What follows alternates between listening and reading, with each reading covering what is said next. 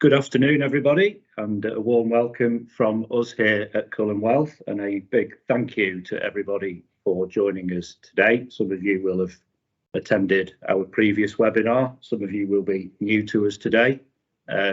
Hopefully you will find this session of worthwhile and of value. I want to introduce to you myself, Stuart Arnold. I'm the Director and Head of the Cullen Wealth Investment Committee, if you haven't seen or heard from me before. Here I have my colleagues Richard Cullen, Chairman, and Gary Crossley, the Managing Director, who are also here to help out and support us today. So a big thank you and welcome. Also, a huge thank you to Justin at Legal and General Investment Management, who has taken some time out of what is an extremely busy period in his month to help us with how things are going out there and help you with Legal and General's outlook and views on the state of play with the global investment markets. I don't want to talk for too long. I think it's really important that you all hear from Justin as quickly as possible. It's fair to say that this is a very fast-moving situation. Every day things are changing. We started our preparation for this about 3 weeks ago. The slides we put together 3 weeks ago now look very out of date. So to a certain extent, we are shooting from the hip a little bit. We do have some slides to share, and Justin will tell me when he wants me to bring those slides up and share them. So I will follow Justin's lead. But without further ado, I'm going to hand over to Justin. But before I do, just whilst I think about it, should be about 45 minutes or so today with some questions and answers at the end. Thank you to those that have submitted some questions and answers. I will be asking Justin those publicly at the end. If you have further questions after today, do feel free to email in and I will ask and answer those questions for you.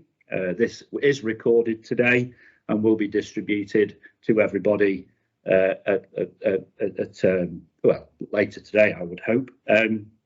Please do continue to bring feedback into us. It's really important that we do things that you find valuable and cover subjects that are important. So thank you again. And I say, without further ado, I'm going to hand over to Justin now. And Justin, over to you.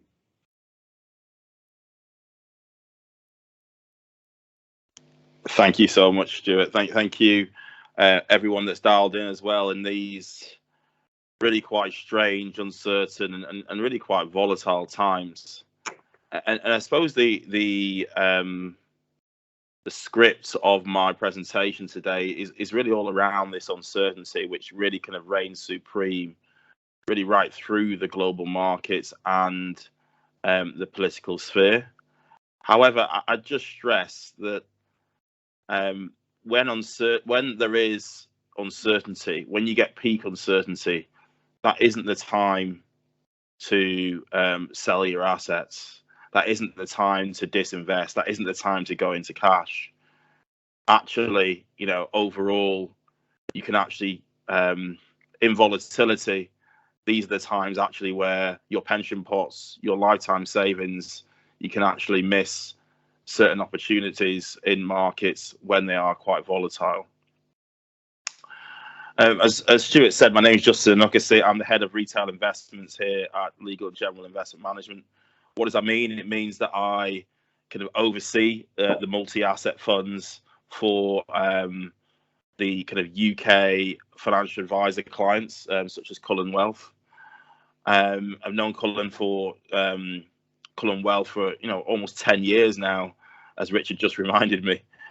And we've had, a pretty good relationship overall. My kind of strategy has been managing multi-asset funds, unconstrained global multi-asset funds, in particular within risk profiles. So designed to be aligned to the risk profile that you've specified with your financial advisor. So we get the slides up if we can. Do you want me to call them up, Justin? Yeah, please do. Bear with me. And as I suppose the main message here is that there is lots of uncertainty. So, you know, when I typically speak to our economist team at LGIM, and actually globally, you look at economists right across the world, and you ask them, what's the economic growth going to be in the next 3 months, in the next 6 months? They kind of know, right? They know what the economy is going to be performing like in the next 6 months. They tend to struggle when you say, what's it going to be in a year and a half time? But given the uncertainty that we've seen in the global economy, actually, economists are really struggling to even work out what the economy is going to be like in 3 or 6 months. So if we go to the first slide, and I'll come on to the Russia-Ukraine situation in a second, but I do think it's worth putting it into this context. We scroll down one more. Brilliant.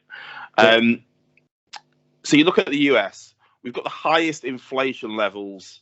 This is the last 30 years. The highest inflation levels now since 1982. You know, significant amounts of inflation in the US. The highest inflation rates in the UK since the early 90s. We've still got this debate about the virus. You know, there's still places across Europe where they're still locking down different towns, different villages. And there's a big question, is there going to be another variant? Yes, Omicron wasn't a deadly variant, so we didn't have to lock down the UK as much. But clearly there could be another variant, and that's something to be wary of. We've seen the impact that can have on growth overall. And I suppose the biggest question in relation to this is, what are central banks going to do? Because typically when central banks hike rates significantly at a very quick pace, it can cause the economy to slow down. So far, rates are at extraordinary low levels given the levels of inflation. Whether it's the ECB, whether it's the Bank of England, who did raise rates, whether it's the Federal Reserve, there are question marks on whether central banks are going to raise rates. So this was the presentation. This is what the uncertainty was a few months ago. However, since then, a few weeks ago. However, since then, we've seen a really significant geopolitical risks. And typically, when you have these geopolitical risks, typically you get a very short-term volatility burst in markets. And then in the medium term, usually after about 3 weeks, markets tend to normalize. It's very hard to talk about markets at this particular point in time when you've got such a violent, barbaric conflict that's occurring in the east of Europe. Yet, I suppose it's my responsibility as a fund manager to protect your pension assets, protect your savings assets. So actually trying to understand the impact on markets is really important for you as clients. So just thinking about the Russia-Ukraine situation, it's clearly very complicated. There's no real de-escalation path at the moment that we can see, no clear de-escalation path. So one positive is the Ukraine is still wanting to negotiate with Russia. That has to be a positive. But when you look at Russia as a whole, as a part of global GDP, you know, clearly they are a strong and historically, traditionally military force. But as a percentage of global GDP, we're talking about 1.7% of total global income is actually driven by Russia. They are a much larger part of the commodities market, being number 2 in the world in terms of producing oil and gas, and significant top 5 player when you think of wider commodities such as aluminium, such as wheat, and so on and so forth. So we have to take that into consideration. One of the big things with markets is, will you see financial contagion? Are we going to see a credit crunch as we saw in 2008? At the moment, we have to say the risk of that is extremely low. Stopping Russia using the SWIFT system isn't that significant. All it means is that they're not going to be able to send messages electronic messages when trading particular items, but they can still trade the items, which again is really important. The effects of sanctions are clearly still to be seen, and particularly on banks, and that could cause some sort of financial contagion. But so far, there's been little evidence of any financial contagion in markets or any type of credit crunch. There clearly has been an impact on energy markets. And this comes back to this first US inflation and UK inflation that I mentioned, the first diagram that I mentioned on this slide here. Given the impact on energy, oil has risen to the highest level since 2014. You know, you're up to $100 a barrel in terms of oil. Gas has risen significantly. We all know we're going to see huge increases in our gas bills in April. But outside of energy, actually the impact on global companies across the world is actually quite low. The direct impacts, clearly the indirect impacts that we must take into consideration, but the direct impact is quite low. So then the biggest transition mechanism seems to be via inflation. So then the big question is, what do central banks do? The market is starting to price that central banks will not raise rates at the level they thought they were going to do before this conflict started. So the US was due to raise rates by 0.5%, or people were thinking they were going to do by 0.5% in March. Now they're only thinking, the market is thinking they're only going to do 0.25%. So rate rises have been pushed out. That clearly is a sort of positive situation for growth assets overall, given I said that was the biggest kind of dilemma, what central banks would do overall.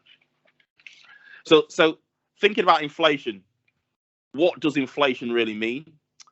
Well, if you go to the next slide, I've got a bit of a cheesy slide here. Yeah, the next one. We weren't allowed to use the Freddo logo, so I've got a chocolate bar with a frog on it, as the marketing team wouldn't let me use a proper Freddo. So I've just got these Freddos as an example of inflation. And I remember in 1995 when I used to buy Freddos for 10p, and so you could buy 10 Freddos for £1. Today you can only buy 4 Freddos for that £1. So inflation eats into your earnings, it eats into your overall income. However, this is a great example, right? Because it shows how companies can pass on the prices to us as consumers.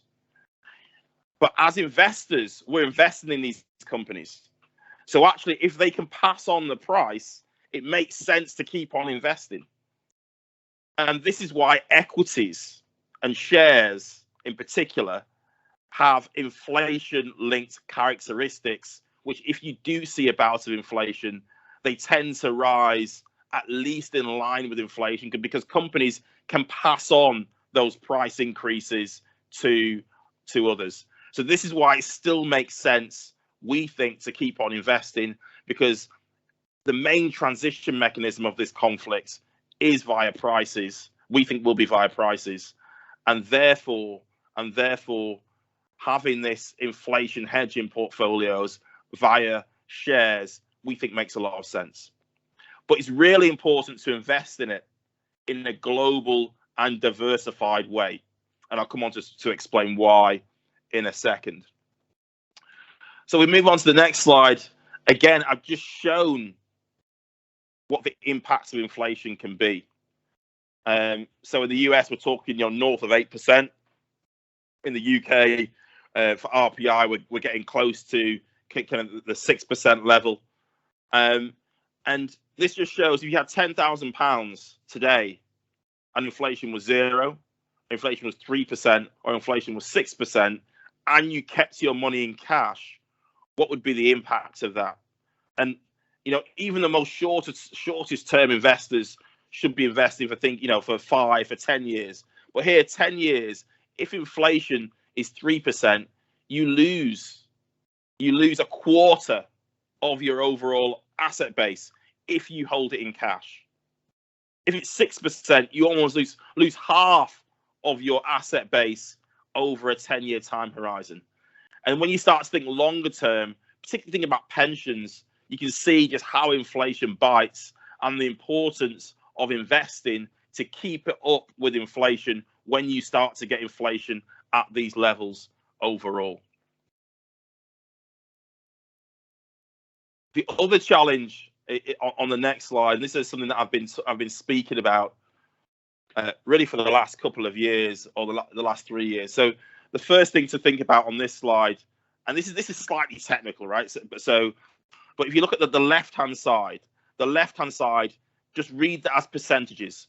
So the bottom part of that on the left-hand side, 0.10, that's 10%. The top one, 0.26, that's 26%. And then we're just showing the size of the top 5 shares in the US equity index, so the S&P 500. So similar to the FTSE 100, which is 100 stocks, the S&P 500 is the 500 largest stocks in the US. So what you've seen over time is the largest stocks become larger and larger and larger in the US.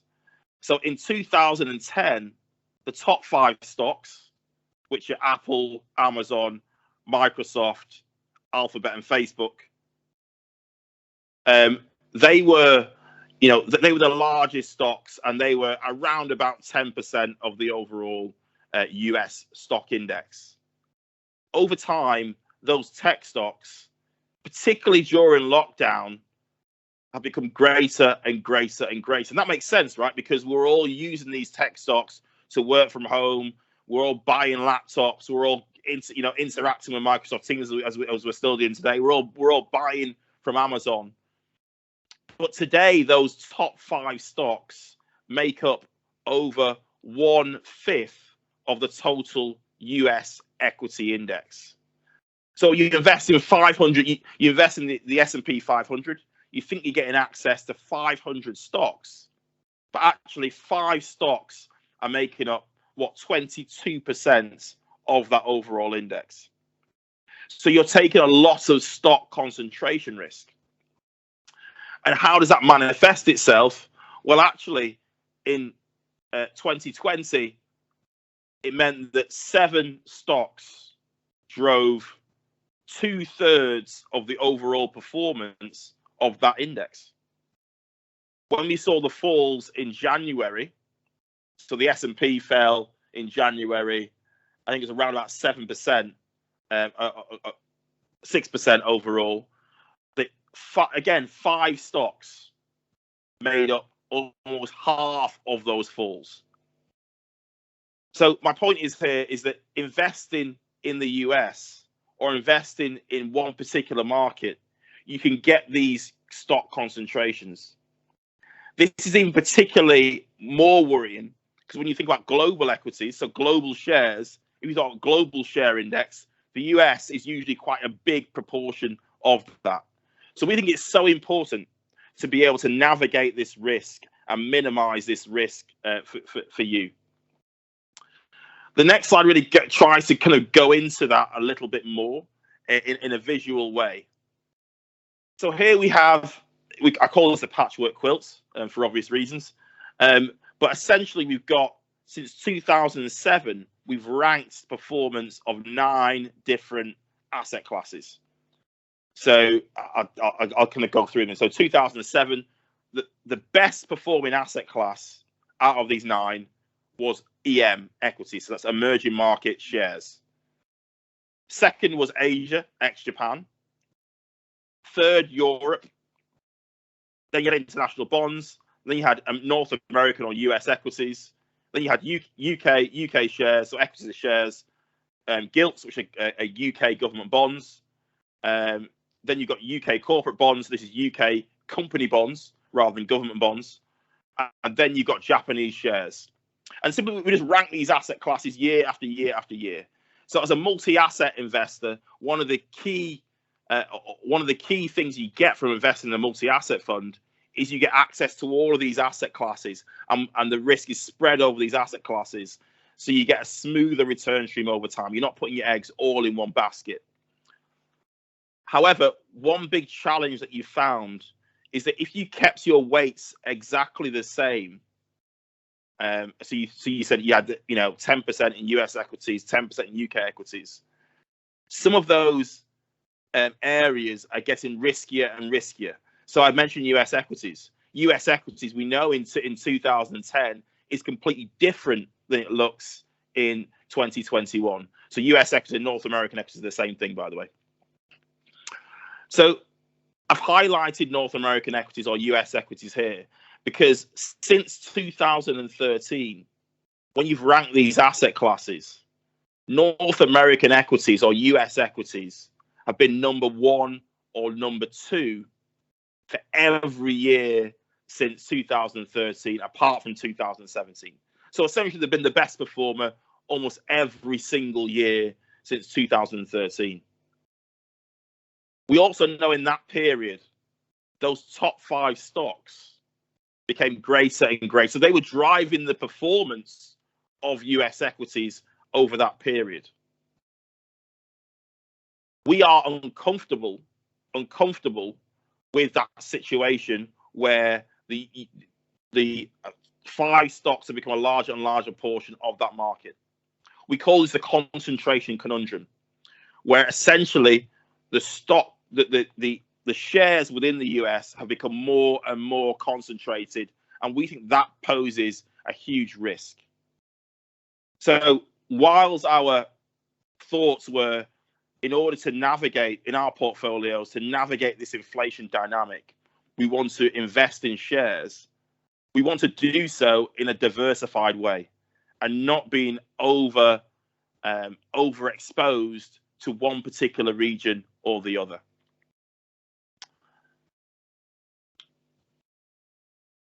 And the last thing on this patchwork quilt, which I want to mention, is there are themes and trends in this patchwork quilt. When you first look at it, it looks like it's a random mishmash of different colors. And it looks completely random apart from the US, where asset classes are going to be on a year-by-year basis. However, there are themes in here which are really important. So in 2007, global growth was really strong. The asset classes in this patchwork quilt, which tend to have a strong relationship to global growth, are EM shares, so EM equities, or Asia ex-Japan equities, or again, can be called shares. In 2008, we saw the global credit crisis, and within that, global growth fell off a cliff. What asset classes are towards the bottom in 2008? Surprise, surprise, Asian equities and emerging market equities. 2009, we saw a recovery from that, the bottom, so to speak, in global growth. What asset classes are towards the top? Emerging market equities, Asian equities.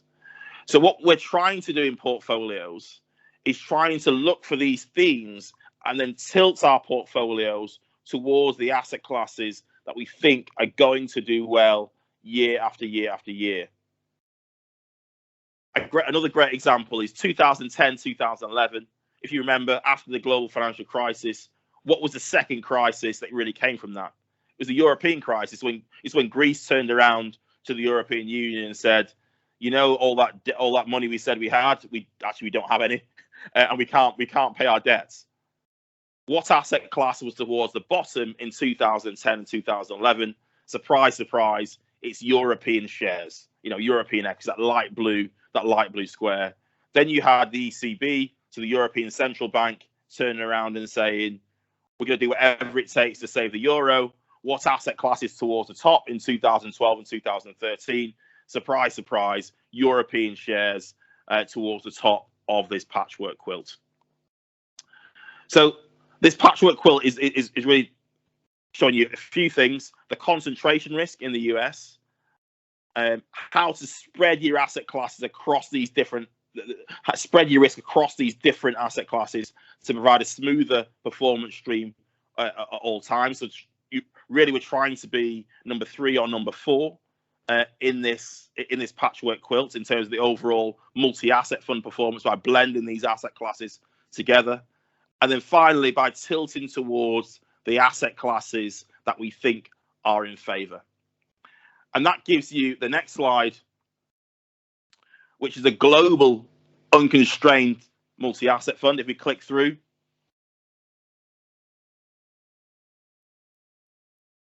thanks. And one more, I think cash is going to come as well. There we go.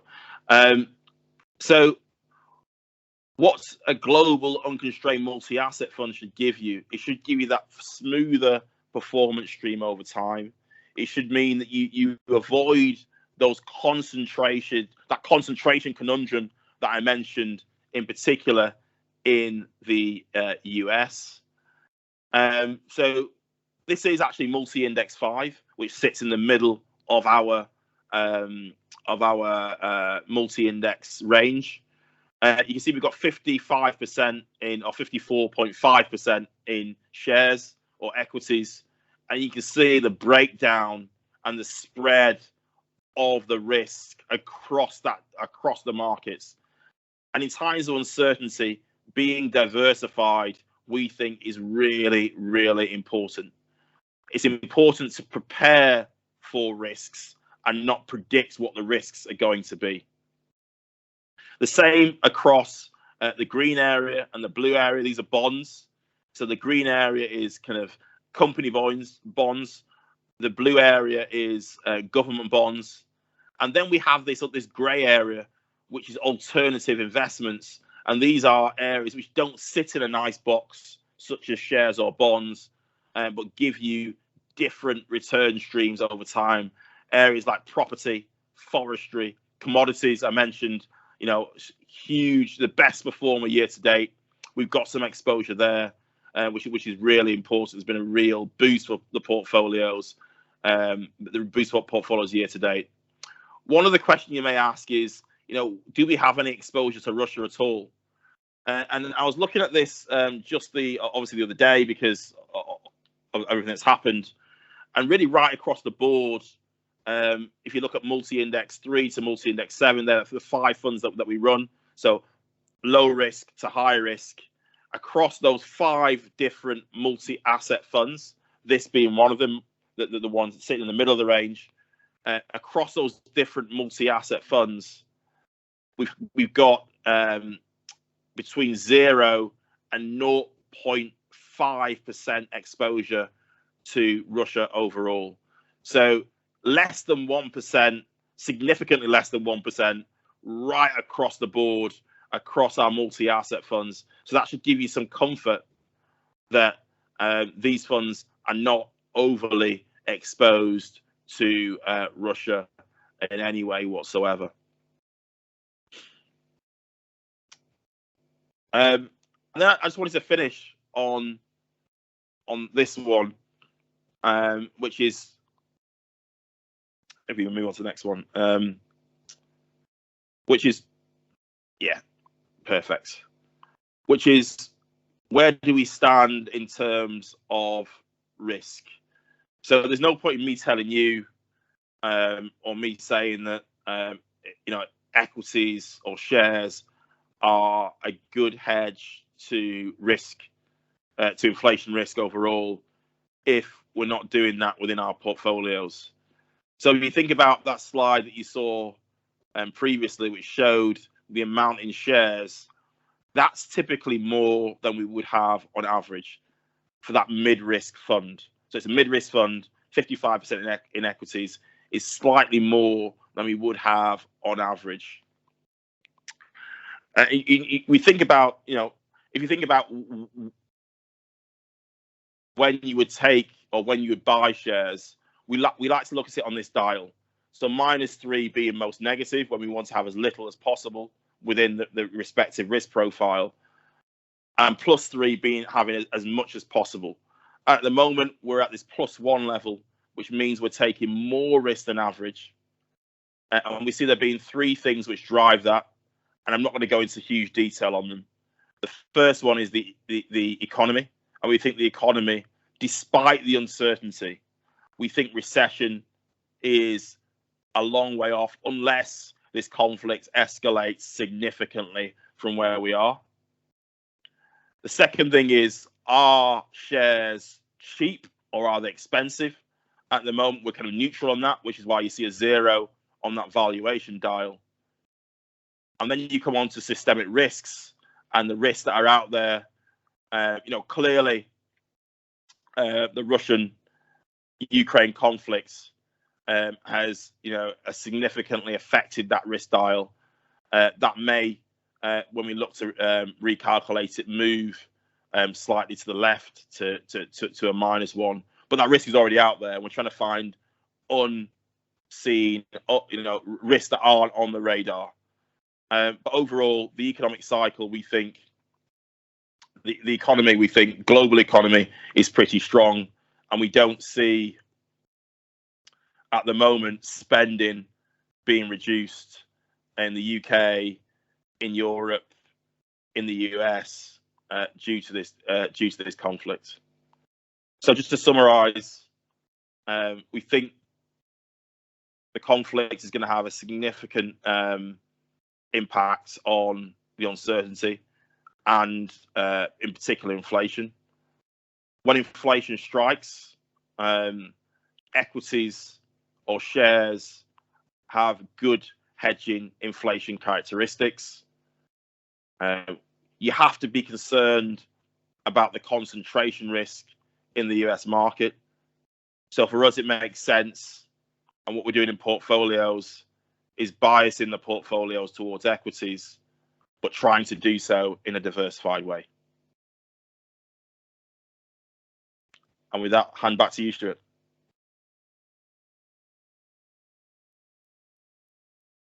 Thank you, Justin. That was extremely helpful. I do have some questions from clients and also from us at Cullen on behalf of our clients.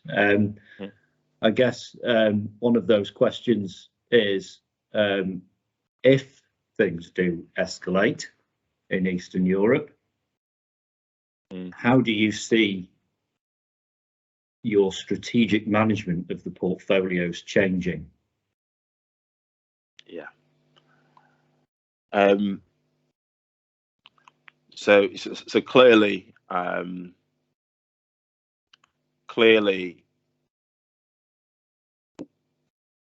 we looked at different geopolitical risks historically, and you've got to be very careful what you say when you talk about this, right? But when you look at geopolitical risk, Deutsche Bank did a great study, which they sent this morning, actually, looking at the last, I think it's the last 25 geopolitical risks globally, and the impact on markets was typically 3 weeks on average of negative returns.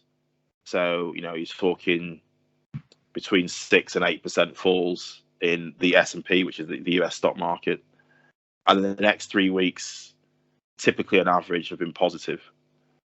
Clearly, if this escalates, this is a different type of geopolitical risk. However, all the signs that we've seen are that this is contained to the Ukraine, and if it is, and there's been no appetite, and Biden's been very clear that he does not see NATO troops engaging in physical military action with the Russian troops. So given that, you think it would be relatively contained, and therefore the impact on global markets is probably going to be, it shouldn't be significant. The challenge will be on energy, and It's worthwhile in energy just to kind of give a few thoughts on that actually. With oil isn't that much of a challenge because Russia, you can put sanctions on oil. Russia can just sell their oil elsewhere, and Europe can buy the oil elsewhere. So that isn't the big challenge. The big challenge in that is natural gas, and given the prices that we've seen significantly, I think that's where you'll see the biggest price impact. So that will impact our household bills more than anything. But in terms of significant impact on markets, it's hard to see unless you see this physical altercation between the US and Russia, which seems really unlikely. Thank you. How important do you think low interest rates are in the resilience of the markets here through this uncertainty? Yeah, actually, sorry, I'm going to go back to that last question again, actually, because I think there's something else I should stress. I think it's really important to be humble when you see these geopolitical risks and not try and predict what's going to happen. But I suppose it's my role as an investor with clients on the line to make sure that I'm protecting their portfolio from the volatility. So we've got a mantra in our team to prepare and not predict. So what we do try and do, and it's moving all the time, is we try and think about all the different scenarios that could occur and think to ourselves, within our portfolios, if this situation occurred or that situation occurred, are we comfortable with what we think would happen if that, what we think the impact on asset classes would be if that occurred? And because it's moving all the time, we're constantly updating that. So I suppose just rest assured that we're constantly thinking about this and thinking about how to make the portfolios an all-weather portfolio to protect your clients' savings and pensions. On in interest rates, can you repeat that question again? Sorry, the interest rate question. Yeah, the question was, how important are low interest rates in helping the markets with resilience through this?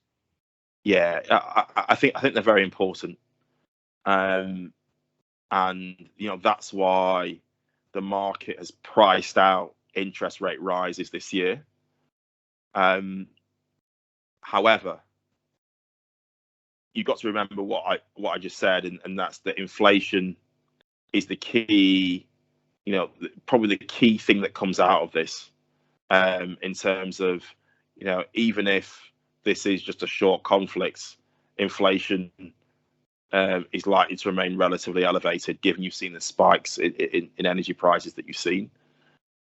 So whilst central banks might be hesitant in rising rates as quick as they were, I think they've still got to think about how to reduce the overall inflation rate this year. So we do expect rate rise this year, but probably not as fast as would have happened otherwise. Rates remaining low means that financial markets tend to function, and these central banks will be really wary with all these sanctions about increasing rates too quickly and causing market dysfunction. Thank you.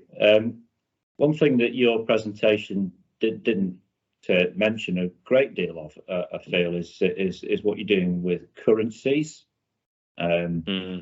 Is this a key part of managing a portfolio at this point? And could you just give us a bit of a flavour as to how you see that and what you're doing? Yeah. So very similar to the approach on shares that I mentioned in that patchwork quilt, shares and bonds. With currencies, we're just trying to diversify our currency exposure. relative to the competition, we tend to have a lot less in sterling, so pounds, and more in dollars and euros as we try to kind of get different currency exposures across the world. I think in this period, you're just going to see, extremely volatile currencies not behaving the way that they have kind of historically. But over time, clearly you should get some respite. The one thing that's really surprised us actually, and it's a good thing because we didn't actually put this on, is that the Japanese yen at times of stress like this tends to show some strength, and it hasn't really shown that much strength at all. So the key message on the currency side is just to really try and diversify, spread the risk over different currencies, and try and kind of reduce the volatility from that spread. Thank you. A client has asked, and I think you've kind of answered it, but I will ask the question: could the Russian situation lead to a collapse in major trading currencies such as the dollar? And if so, how can the funds protect against this in devaluing a UK-based pension fund? Yeah, okay. That's a good question. I have touched on this a little bit already. So we don't see the Russian situation causing bringing into question the dollar as a reserve currency. Actually, what you've seen, since it started, actually you've seen strength or relative strength in the dollar overall. I think there is a challenge over the medium term that other countries, in particular Russia and China, will look to use different mechanisms of transacting, particularly financial transactions. But SWIFT, for example, is it's been established for a long time. It takes a long time to establish a messaging mechanism which can oversee payments such as SWIFT. So anything that which really challenges the dollar as a reserve currency, needs to have that structure and infrastructure in place, and also other countries need to buy into it. And at the moment, I don't see you're going to see a collapse in the dollar or the euro or the yen or even pound sterling as a major trading currency at all. Thank you. A fairly wide-ranging question here from a client for you, Justin. I'm going to ask it. How secure in the short, medium, and long term are my investments? That's a good question. Well, I think the first question on that is, and obviously we can't ask the question directly, is what's your risk appetite? And obviously, the more risk you're willing to take, the more volatile it can be over the short term. The way I think about investing is that investing to me is a long-term thing, and if you're willing to invest and do that for the long term, that's when you see the rewards. Ultimately, the risk you take is rewarded by returns, but sometimes it takes a long period for you to see that. And hopefully, I don't know how long that client's been invested, but if they have been invested in the markets for the last 10 years, they would have seen the returns that they can get by being patient, and that's throughout lots and lots of risks. So I mentioned the euro risk in 2013. I didn't mention Brexit in 2016, and we had probably the most outspoken US president in its history. We've had this geopolitical risk, right? So the market tends to be quite resilient and quite robust. So particularly, I say, if you invest for the longer term, I think that's when you can, as history tells you, maximize the security of your investments. I'm going to just ask one more question, Justin, and then you're free to leave us. I know you're a busy man at the moment. What's your view on investing in robotics and artificial intelligence as a way of outperforming inflation? Yeah, so we invest in artificial intelligence, and part of that is we actually, and you wouldn't guess this by my concentration conundrum talk, but we actually like technology, and there's a reason why, is because it tends to be low debt. It tends to have technology companies don't tend to borrow much, so they have low debt. They tend to have quite a large amount of cash on their balance sheets, so they tend to be quite cash rich. We do think that the future, even though you might get a little bit of volatility as people start to move back into the office environment, but the technology is clearly, so the future is clearly through technology, whether it's the metaverse or so on and so forth. And also, artificial intelligence is a key enabling technology within the wider technology sphere. So actually, we really like artificial intelligence as a theme. And lastly, we access artificial intelligence through 50 stocks rather than 5 stocks, right? So we've got 50 shares rather than 5 shares, so we can diversify that exposure across lots and lots of companies rather than those big 5 in the US. So all in all, really positive on artificial intelligence. It has been knocked a little bit, particularly as in January, as smaller cap stocks or smaller companies suffered worse than larger companies. But actually, we're using that as a time to top up on that small company risk, because we think that over the longer term, that will be beneficial to your clients' investments. Justin, thank you. And I'm going to leave it there. That was an incredibly helpful and valuable 45 minutes, Justin. Thank you so much again in what's been a really difficult and busy few days for you. Thank you again to everyone for joining us today. This is recorded. I will be arranging for it to be distributed if you wish to watch it again or pass it on to friends and family. Do feel free to spread the word. I think you've all got my contact details. If you've got any feedback, suggestions, other questions that you'd like answering. We do want these sessions to be valuable to you, so please do bring information and ideas to me, and I will consider all of them, I promise. So please do keep talking to us. And again, Justin, thank you. Guests, thank you. And hope you have a great rest of your day. Thanks for now, and bye.